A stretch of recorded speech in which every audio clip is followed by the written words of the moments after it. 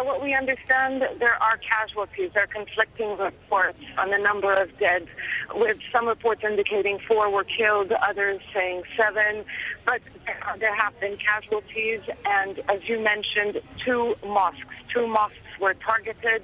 Bombs were placed outside the mosque, and they went off as worshippers were leaving following Friday prayers. What we understand is that one of the mosques is a stronghold of a Sunni group, supporters really of the Syrian opposition, and the sheikh, the cleric who was leading prayers at the time, really one of the most outspoken supporters of the Syrian opposition. Now, we have to be careful. There has been no claim of responsibility yet, but what most observers will say that this attack really will be interpreted as an attack against Sunnis. Why? Because there has been heightened tensions in this country, sectarian tensions really, particularly after the bombing last week in a Shia area, which left more than 20 civilians killed. Dangerous times for Lebanon, the northern city of Tripoli, really a volatile area, a place where we have seen intermittent clashes between Lebanese groups who either support the Syrian government or who support the Syrian opposition.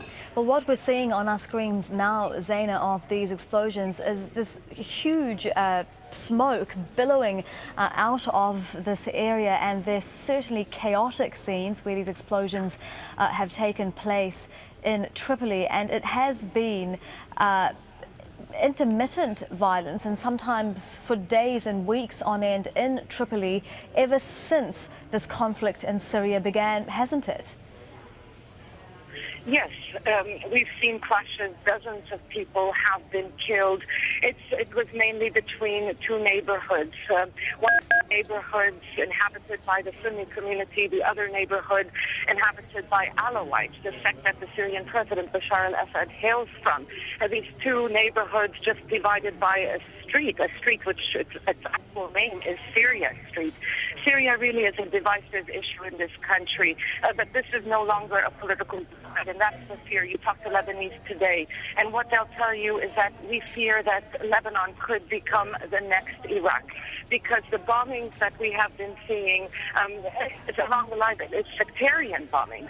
We were at the bomb site in the southern suburbs of Beirut a few days ago, and you talk to people there, and they feel that as Shias, they're being targeted because their political party, Hezbollah, is fighting alongside the Syrian regime. You go to a Sunni area, we were just in the southern city of Sidon, and they say that the state is working with Hezbollah against the Sunnis of this country. So, yes, mosques have been targeted, a very dangerous development in this country, a country which has really had a dark past. It hasn't been immune to violence, and we are seeing more violence really as a result of the Syrian conflict, and the Syrian conflict is no longer being fought on the Syrian battleground.